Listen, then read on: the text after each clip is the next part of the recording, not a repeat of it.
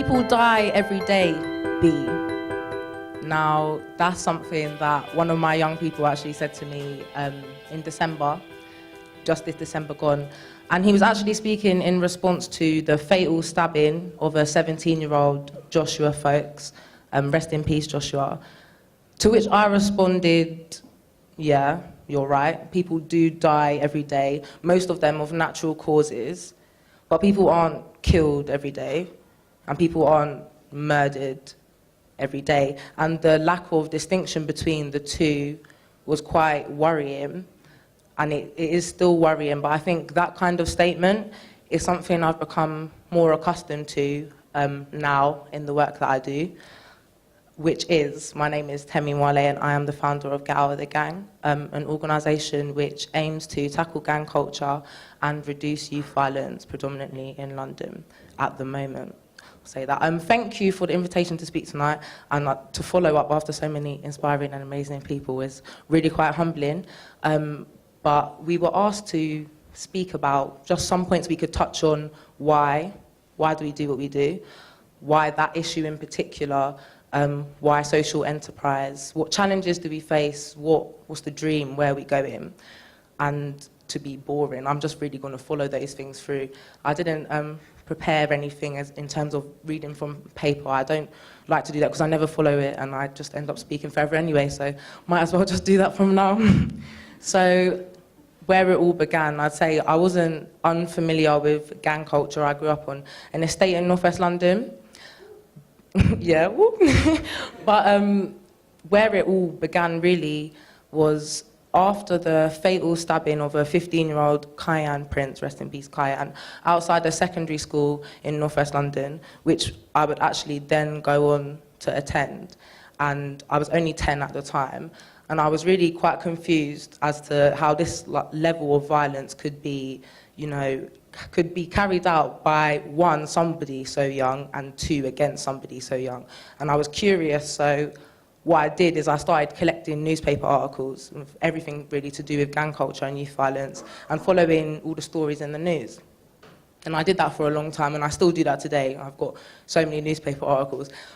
But it all changed really in 2010 when, unfortunately, when I didn't turn over the paper, it was on the front page. I had to see somebody that I knew on the front of that paper. And I'd say no amount of papers or news stories that I'd followed would have prepared me for that, because that level of understanding is something I'd argue only comes after you experience it yourself, unfortunately. So in 2010, I'm tempted to say the death of, but given the way I started this speech, I'll have to make the distinction and say the murder of a childhood friend of mine actually made me very, very angry. And following this, I was angry firstly at the people who did it for a long time. Secondly, at my community, who I felt after this incident still refused to accept that, one, we had a gang problem in the area, and two, that youth violence did also affect us in the area.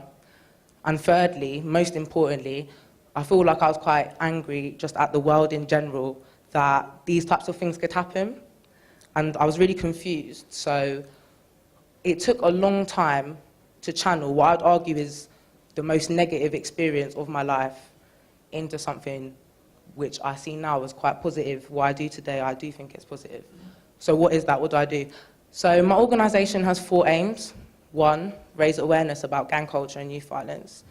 2, challenge the misconceptions surrounding the types of people that join gangs. I know you hear a lot about those types of people and why they do it, because I don't really think that people understand.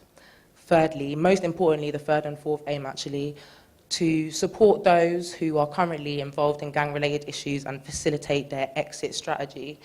And lastly, and actually you could argue this one is most important, prevent those who are at high risk of becoming involved in the future from doing that. And, excuse me, in those 4 aims, what challenges do you face? Well, lots, to put it simply, because a hard day at the office for me, like all jokes aside, will involve somebody being arrested, somebody being the victim or perpetrator of a serious attack, or worse and most serious, most challenging for me personally is when someone actually loses their life. And to put things in perspective, that level of challenge really does drive you forward. And I think that level of motivation is unparalleled to anything else that could happen. Because when somebody loses their life, it does put it into perspective and you realize, actually, that's the issue I'm working with, it's life or death. And as we're talking about what motivates you and what motivates you to do things, it's that. Because when I wake up, there's another story in the news and I realize, actually, I have to be on my job today because somebody else has just lost their life. So where is it going? What do I see? Where's the dream?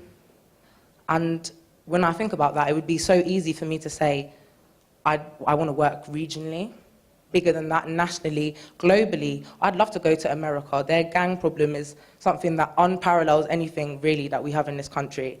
And I would love to do that. But there is a goal that's beyond that. And actually, I think a lot of social entrepreneurs and people who work for charitable causes would agree that the main goal is that one day, technically, this wouldn't be my job.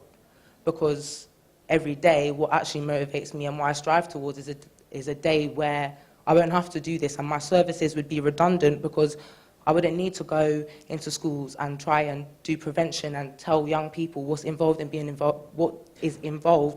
being a part of a gang, or working with people who are unfortunately faced with the decision, I would argue is not a decision, at such a young age of 14 or 15, where in certain circumstances they feel like their only choices are be stabbed or stab someone. Now, in 2014, in London, I don't really think that's a choice at all, and I think you'd all agree with me when I say that. So what I want to finish with, really, we were asked to leave you with a thought, something you can take away. I hope you feel that you can understand where I'm coming from. It's directly from actually a really negative experience, and as I said before, probably the most negative experience that's ever happened to me. And we all have negative experiences, so I would just like to know and leave you with a thought to reflect on. What negative experiences in your life can you change into positives? Thank you. My name's Temi.